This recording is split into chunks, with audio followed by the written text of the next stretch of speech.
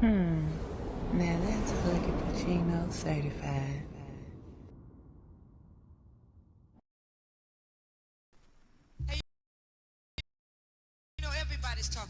Peace to the ones that watch this. It's Huggie Pacino for the Huggie Pacino set. I want to share something with y'all that about a couple weeks ago I did some fact checking on this Wu-Tang show. You know, I'm the biggest Wu-Tang Clan fan. Did I say Wu-Tang Clan fan? Did I say that right? Anyway, one take. I'm the biggest Wu-Tang Clan fan there is. I'm from Memphis, Tennessee, man. A lot of people used to laugh and joke. Like, oh, you listen to these dudes from New York and the East Coast, you always listen to that East Coast boring, you know, because let's just be real, a lot of East Coast sounding music in the 90s didn't have a lot of bass. You know, you rarely heard a lot of 808 sounds or whatever the case may be. I digress on that. The thing is that I grew up listening to these guys, and if you never knew the story of these two individuals in front of you, to the first picture to the left, at the top left hand corner, is the left is Raekwon, and the right is Ghostface Killah. This is two of the members of the Wu-Tang Clan. On frequent album covers and pictures, you see these guys together like brothers. Like Ghostface Killah's album, Bulletproof Wallets. Both of them on the cover. Ghostface in the front, Ray's in the back. The one on the right, the bottom right and the top right. The first one at the top is Cuban Links 1 and Cuban Links 2. Cuban Links 1 is undeniably a classic. One of the greatest hip-hop albums ever made. If not top 10, at least top 20.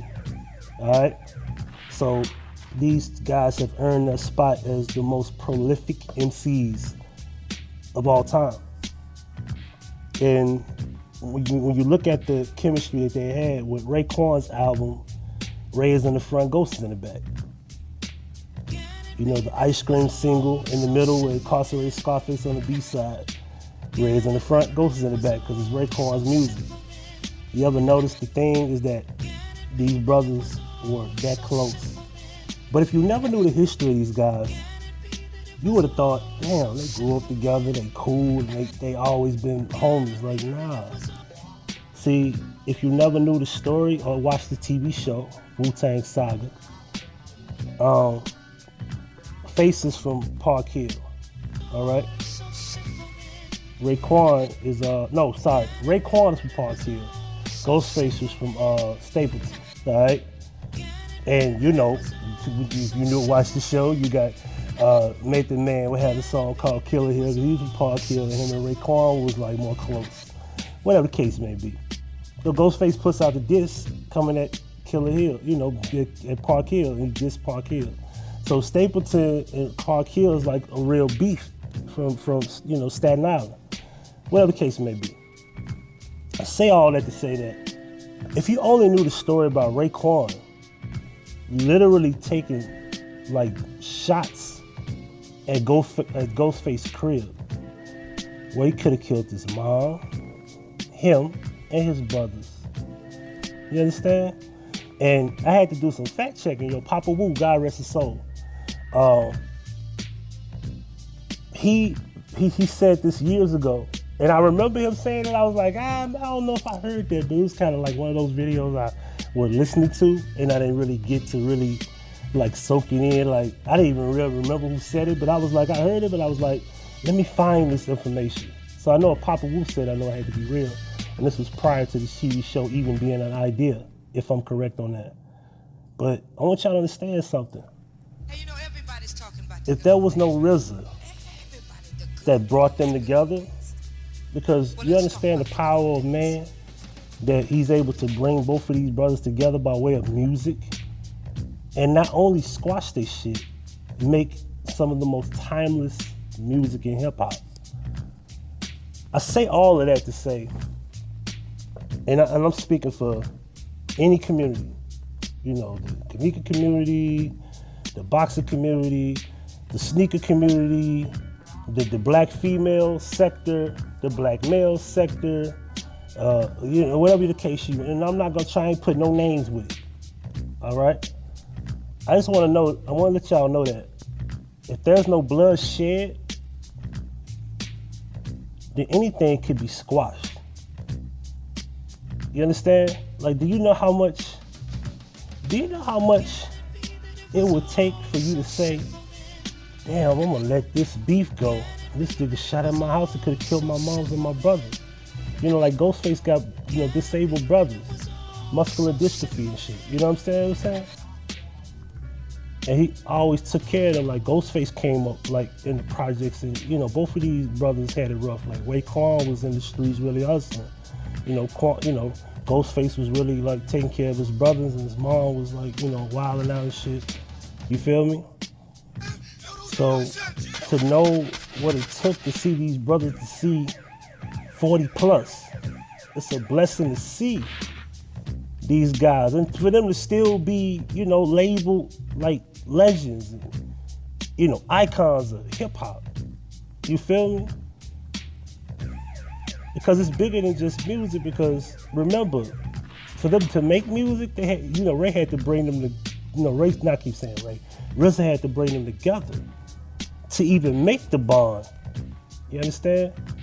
And that's the beautiful thing about black men coming together anyway, because if it wasn't for RZA, there would be no Ghostface, there would be no Raekwon, and there would be no Ghost and Ray in the same group, and there would be no chemistry to where eventually these guys make solo albums and song after song after song, like.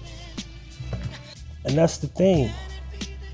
When y'all look at these issues that y'all have, yeah, I'm not dismissing none of that. Yeah, he shows your kids' picture. Yeah, he talked about your dead moms and your dead pops, and yeah, he showed the tombstone of your cousin, or exposed your kid's address and doxed you and doxed her and doxed her. Doxed your whole family, and that family doxed your family. And yeah, I talked to his baby moms and all. Listen, if there's no bloodshed, it could be squashed. Now, I'm not the one sitting here preaching. I just thought I'd share this with y'all, because I don't think nothing is more worse than a nigga trying to kill you and he actually put it into play. You feel me? And unless it's, what's that chick name? I forgot her name. I forgot who she was, V something. And unless you that chick that beat up that chick outside of aisle, you know what I'm saying? Because I don't think it's gotten that deep, besides me pulling up on Ricky or whatever. But like I said, even with the situation with me and Ricky, like, if Ricky never told me I knew where you stayed at, this is what he quoted to me, I know where you stay at, after all that shit he was saying, I would have never got in my car. I would have just laughed at him and just sat at home and kept playing my 2K like I was that day when I eventually left my house and went live. So I felt threatened by that. Oh, you know where I live at? No, Russian roulette. Let's go see what's up with him then. Other than that, man, ain't no words gonna make me try to put no harm to nobody, and ain't nobody gonna put no harm to me. Back to the point. Ask yourself, can you be Raekwon? Can you be Ghostface? Hell, can somebody be the RZA? And y'all ain't gotta make music together. Y'all ain't gotta, be the peacemaker between each other, but can somebody make some type of way where we could just end a certain individual's beef between each other and just go one way and the other? Think about that. I just thought I'd share that with y'all, man. It's Huggie Pacino, with Huggie Pacino Effect. I'm go.